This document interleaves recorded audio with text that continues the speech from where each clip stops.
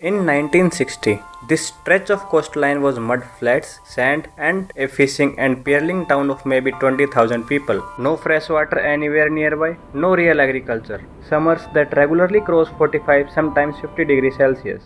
Today, that same stretch of coastline holds the tallest buildings humans have ever built, an artificial island shaped like a palm tree, and a city of more than 4 million people, over 90% of whom were not even born here. This is the story of how Dubai built a future in a place that by almost every natural law should not be able to support one. Dubai sits on the southeastern edge of the Persian Gulf in a climate classified simply as hot desert. Less than 100 millimeters of rainfall in an average year. London gets about 6 times. There are no permanent rivers. The only natural waterway is Dubai Creek, and that's not fresh water.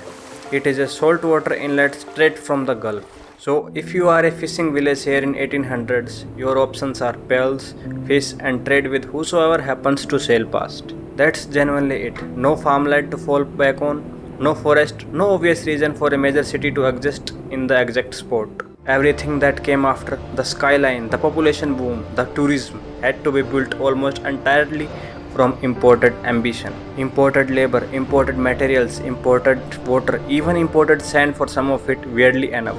Dubai's story is really two stories stacked on top of each other. First, how a tiny trading post out hustled its way to relevance. Then, how it used that wealth to physically overrule the desert it was built on. Dubai's modern story starts in 1833, when roughly 800 members of Bani S tribe, led by a man named Maktoum bin Butti, broke away from Abu Dhabi and settled at the mouth of the creek. That single migration is why the Maktoum family still rules Dubai nearly 2 centuries later. For decades after that, Dubai was just a port town. What actually changed its trajectory was a policy decision in 1901. The ruler at the time, Maktoum bin Hasser, declared Dubai a free port. No tax on imports, no tax on exports, land handed out to merchants willing to relocate. It sounds almost too simple, but it worked exactly as intended. Traders sick of high tariffs in nearby ports started moving their entire operations to Dubai. That is worth sitting with for a second, because it is the first move in a pattern that repeats through the entire story. Dubai's rulers kept betting that being easy to do business with was worth more than anything sitting in the ground. The real inflection point comes in 1958, when Sheikh Rashid bin Saeed Al Maktoum takes over as ruler, but by then, Dubai Creek, the town's entire economic lifeline, has a serious problem. It is silting up. Ships bigger than a few hundred tons can't get anywhere near the docks. Everything has been ferried in on small boats called lighters, which is slow, expensive, and pushing trade toward rival ports. Rashid's answer was to dredge the creek, so real cargo ships could sail directly into the city. British engineers put the cost at around £500,000. So Rashid did something that, if it had failed, could have buried Dubai in a debt of a generation. He issued Greek bonds. He sold off land that dredging itself would create, and he personally borrowed the rest from the ruler of Kuwait, who actually did have oil money by then. It worked. By 1961, ships carrying up to 500 tons could dock directly into the city. Trade, including a genuinely enormous gold re-export business, took off. Population climbed, and Rashid had just proven the formula Dubai would keep using for the next 50 years. Borrow big, build first, let demand catch up later. Then in 1966, Dubai finally struck oil, the Fateh field, 60 miles offshore. Exports began in 1969. Here is the twist that shapes everything after this. Dubai's reserves turned out to be small, nothing close to what Abu Dhabi or Saudi Arabia was sitting on next door. Rashid understood immediately this money would not last forever, so he poured almost all of it into infrastructure that would outlive it. The first oil-funded project was Port Rashid, a proper deep-water terminal to replace the creek. Engineers recommended 4 berths. Rashid ordered 15. His own advisors thought it was reckless, overbuilding for demand that didn't exist yet. It opened in 1972, and within a few years it was practically full. So in 1976, he did it again, at an even bigger scale. He laid the foundation stone for his second port, 35 kilometers further down the coast, in what was at that time completely empty desert.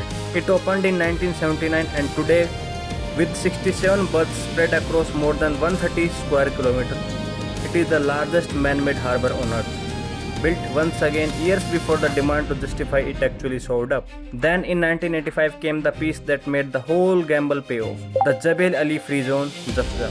Companies that set up there got a 50-year exemption from corporate tax, full foreign ownership and direct access to that oversized port next door. It started with 19 tenants. Today it is home to more than 800 companies and on its own generates somewhere around a fifth of Dubai's entire GDP. Here is the problem. All of that growth ran on one thing, real estate.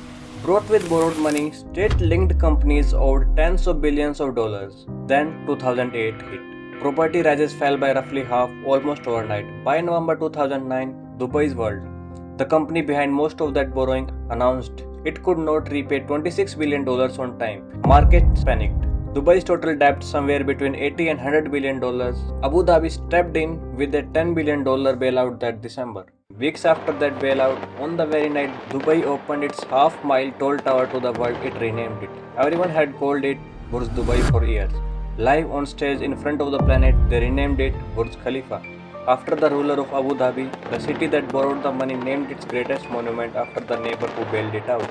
Dubai didn't collapse though, it restructured, cut back, kept diversifying and the plan worked. Oil once made up half of Dubai's economy, today it is under 1%. More than 95% of the city now runs on trade, tourism, real estate and finance.